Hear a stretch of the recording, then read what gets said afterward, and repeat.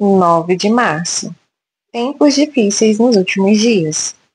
Sabe, porém, isto: nos últimos dias sobrevirão tempos difíceis. 2 Timóteo, capítulo 3, versículo 1.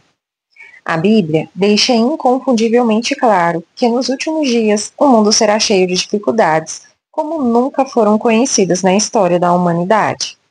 Na verdade, o Espírito Santo estava tão comprometido em garantir que entendêssemos o que ocorrerá nos últimos dias, que em 2 Timóteo capítulo 3, versículo 1, é como se ele apontasse o dedo profético para 2000 anos no futuro e pré-anunciasse especialmente o que acontecerá no fim da era.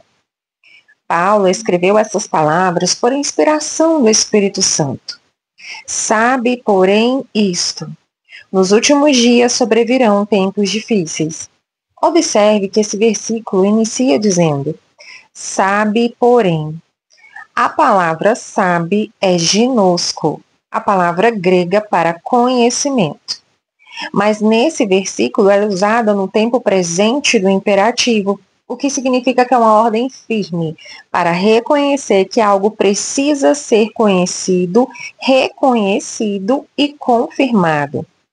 Ter esse conhecimento não é opcional, é obrigatório. O versículo continua: sabe, porém, isto: nos últimos dias. A palavra últimos nesse versículo vem da palavra eschatos, que aponta para fim definitivo de algo. Como no último mês do ano, a última semana do mês, o último dia da semana ou o final definitivo de uma era.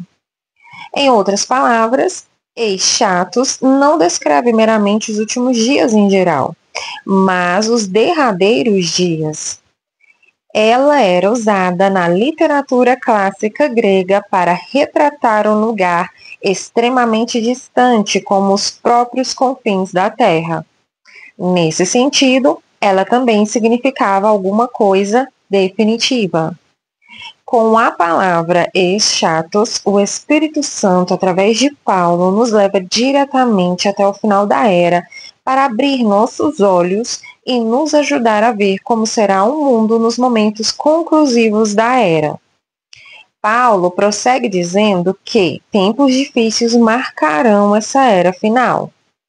Difíceis é a palavra grega chalepos, uma palavra usada para descrever palavras feias, que quando ditas são danosas e emocionalmente difíceis de suportar. Ela também é usada em várias peças de literatura para retratar animais selvagens, brutais, incontroláveis, que são imprevisíveis e perigosos. Ela sempre traz consigo a ideia de uma ação, de um lugar, de uma pessoa ou de uma coisa que é cruel, danosa e extremamente arriscado. É a mesma palavra usada em Mateus, capítulo 8, versículo 28, para retratar os 2 homens possuídos por demônios que eram tão famosos na terra dos Gadarenos.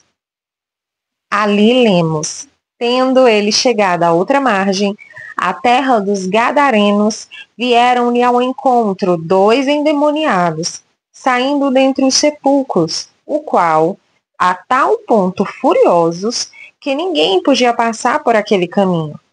A expressão "a tal ponto furiosos" se refere à mesma palavra chalepos. Isso significa que os 2 homens possuídos por demônios eram como animais selvagens, cruéis e incontroláveis, completamente imprevisíveis e perigosos. Simplesmente estar na região próxima àqueles homens colocava a vida de alguém em risco, porque esses endemoniados eram chalepos, cruéis e danosos, representando um grande perigo a qualquer um na região. Levando em consideração as definições de todas essas palavras, 2 Timóteo capítulo 3, versículo 1, poderia ser interpretado do seguinte modo: vocês devem saber enfaticamente o que estou prestes a lhe dizer. Na última parte dos últimos dias, o fim definitivo da era, Tempos dolorosos, prejudiciais, perigosos, imprevisíveis, incontroláveis e extremamente arriscados virão. Considerando os eventos que abalaram o mundo nos últimos anos, não deveríamos ficar chocados em ouvir que esse é o significado de 2 Timóteo, capítulo 3, versículo 1. Tempos perigosos, prejudiciais e extremamente perigosos já chegaram. Estamos vivendo em uma geração que enfrenta ameaças mundiais que nenhuma outra geração conheceu. Como sempre, o Espírito Santo estava correto no que estava tentando nos dizer. Mas por que o Espírito Santo nos adverte quanto a esses eventos? Suas advertências proféticas se destinavam a nos assustar ou a nos encher de medo? Não! O Espírito Santo, como sempre fez, queria preparar o povo de Deus para que pudesse estar espiritualmente alerta e pronto para ministrar às pessoas que sofrerão danos em resultado dos eventos que dominarão o mundo no fim da era. De acordo com 2 Timóteo, capítulo 3, versículo 1, estamos vivendo em uma era que será marcada por ventos mundiais perigosos. Portanto, sejamos sábios, protegendo nossa mente, os membros de nossa família e todas as outras áreas da nossa vida, renovando nossa mente com a palavra de Deus.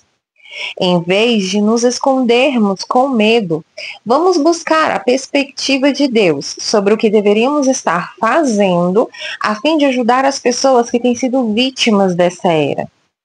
Vamos nos mover com o poder de Deus e estar prontos para ministrar àqueles que têm sofrido por causa dos tempos em que vivemos. Minha oração para hoje.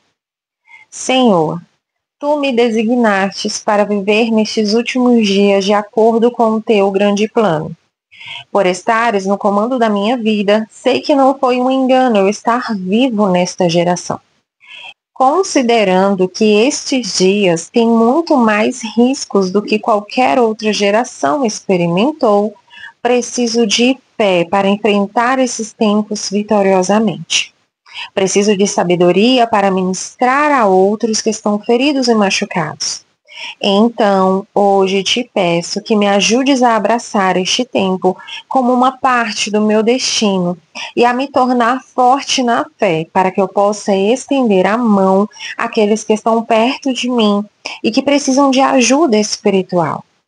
Ajuda-me a reconhecer a necessidade deles e a saber exatamente como devo agir para ajudá-los. Assim eu oro em nome de Jesus. Minha confissão para hoje. Declaro pela fé que fui escolhido e equipado para viver nesta última geração. A palavra de Deus protege minha mente, minha família e tudo o que faz parte da minha vida. Renovarei minha mente com a palavra de Deus e buscarei a perspectiva de Deus sobre qual é seu papel para mim nesses últimos dias. Assim, serei uma bênção e ajudarei as pessoas que têm sido vitimadas por esses tempos difíceis e penosos. Em vez de me esconder com medo, me moverei com o poder de Deus e ficarei sempre pronto para ministrar àqueles que têm sofrido por causa dos tempos em que vivemos. Declaro isso pela fé, em nome de Jesus. Para refletir. 1. Você está dando ouvidos à advertência do Espírito Santo e estado espiritualmente alerta nesses últimos dias?